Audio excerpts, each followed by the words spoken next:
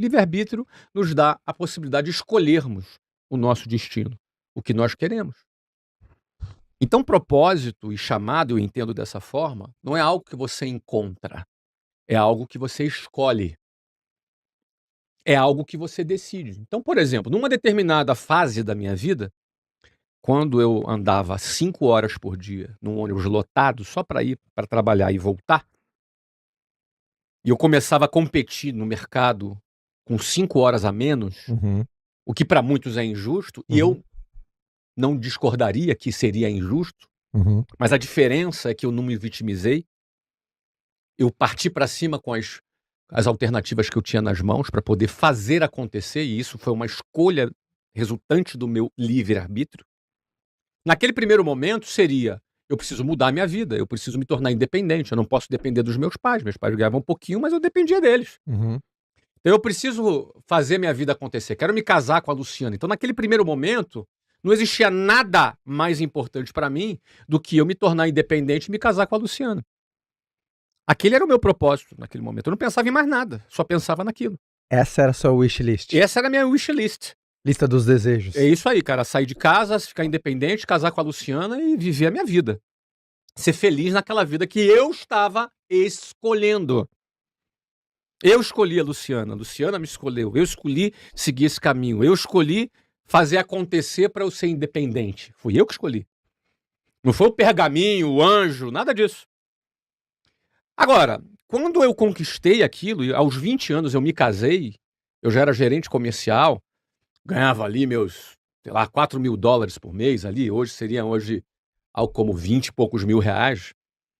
Ali, quando eu me casei, aliás, quando eu me casei estava um pouquinho menos ali, acho que talvez eu ganhasse uns 12.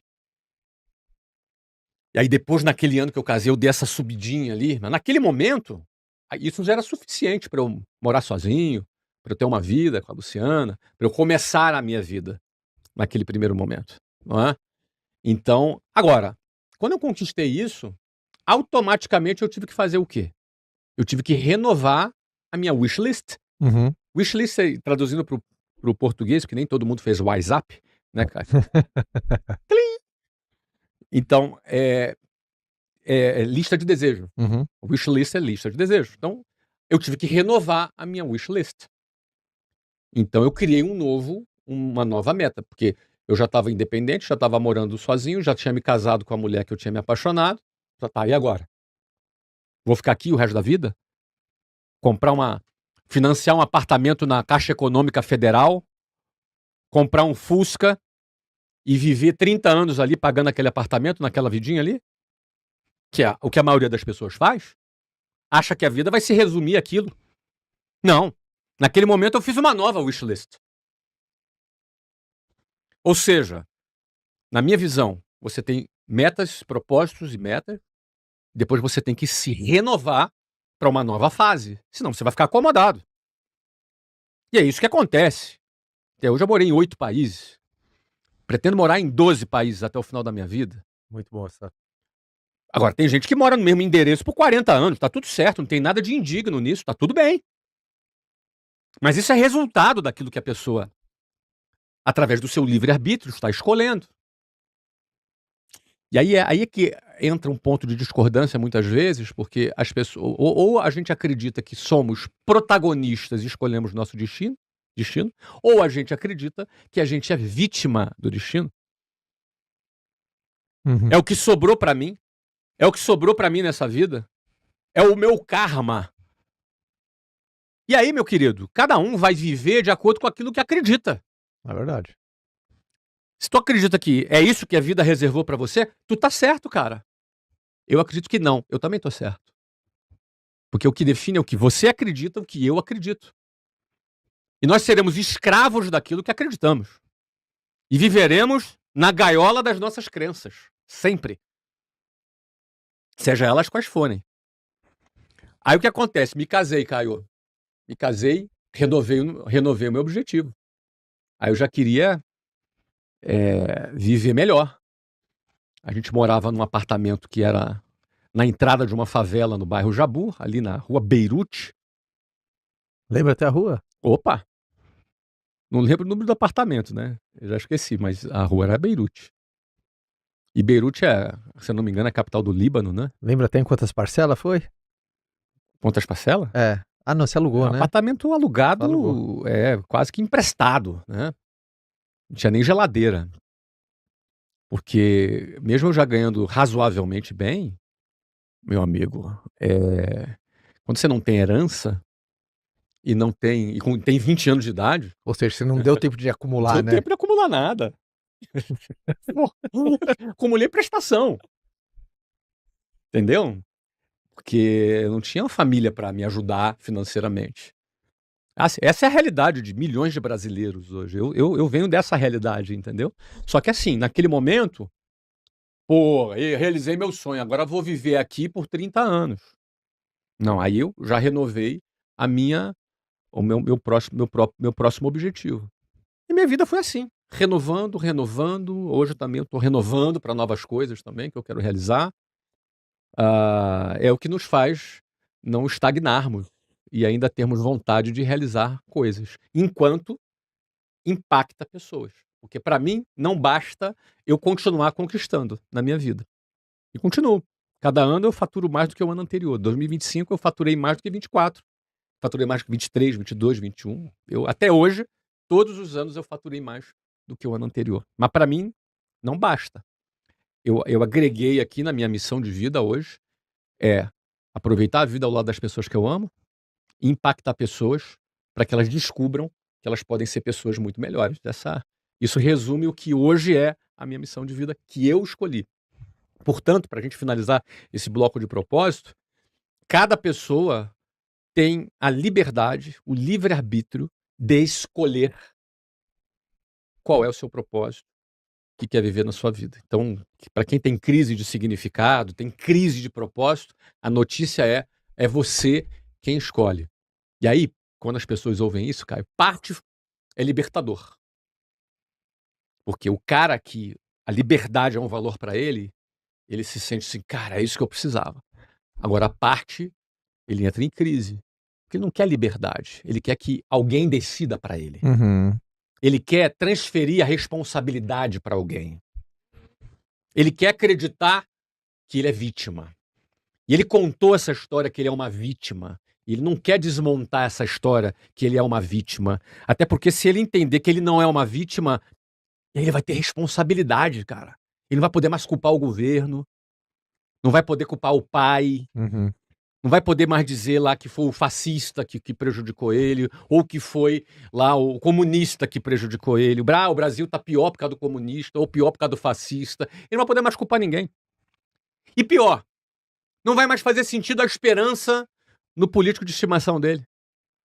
Ele se acostumou a idolatrar o político de estimação dele. E agora ele vai fazer o que com aquela idolatria? E se ele descobrir que depende dele? E agora?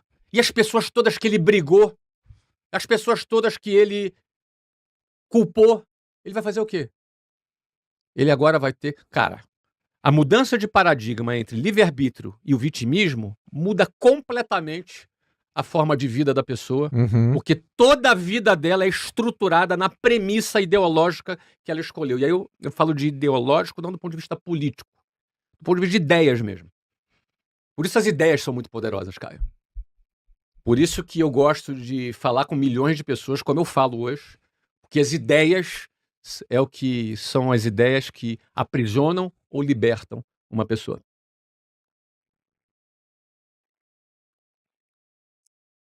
Do que Flávio Augusto tem medo? Cara, a primeira coisa que me vem à cabeça... Primeiro, eu não sou movido por medo. Aliás, deixa eu dar um passo antes. Primeiro, o medo é bom. Para começar. Tá bom. O medo é bom. O medo não é ruim. O medo é bom.